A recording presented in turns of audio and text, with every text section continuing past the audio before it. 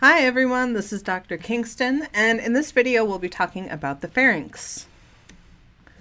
Our objectives for this video are to identify the three divisions of the pharynx, to discuss how they are related to neighboring spaces in the cranium, and to discuss how it's going to contribute to the act of swallowing. So, continuing our tour of the GI tract, we have now arrived in the pharynx. So we have gone from the oral cavity and now we are right around here in the pharynx. This is a space posterior to the oral cavity and nasal cavity and superior to the esophagus. The only digestive process that is carried out here in the pharynx is mixing and propulsion. So this is a space that boluses of food pass through as they're swallowed, but nothing much happens to them here.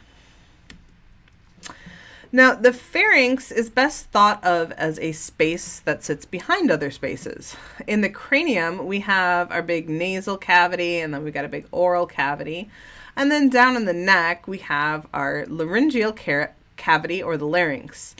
And the pharynx, well, it's just kind of existing behind all of these other spaces and connecting them all together so that food and air can be transmitted all the way down to our body cavities.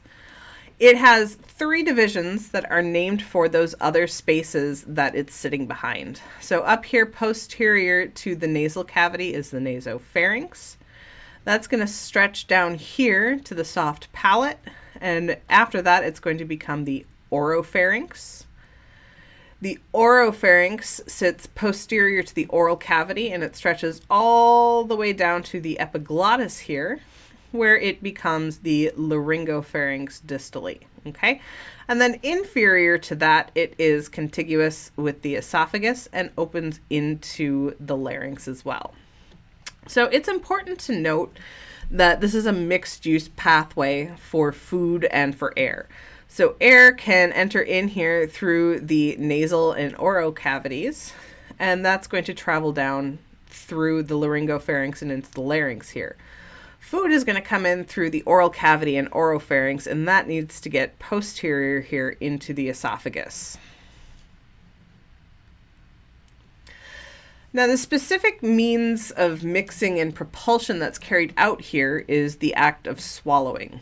So swallowing is defined as a food bolus being pushed from the oral cavity into the oropharynx and then pushed inferiorly through the laryngopharynx and into the esophagus.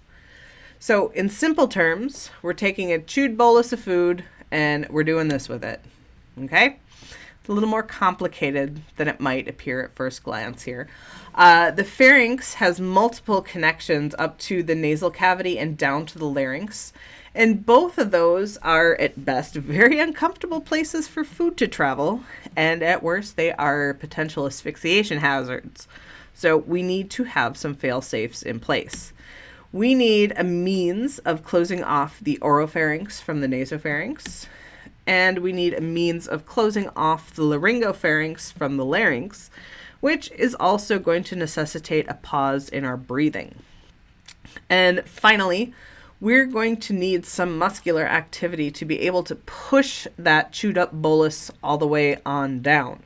So let's start putting all of these things together as we walk through the process of swallowing. The first part of swallowing is a voluntary phase where the tongue is lifted and then moved posteriorly to push the bolus back into the oropharynx, like so.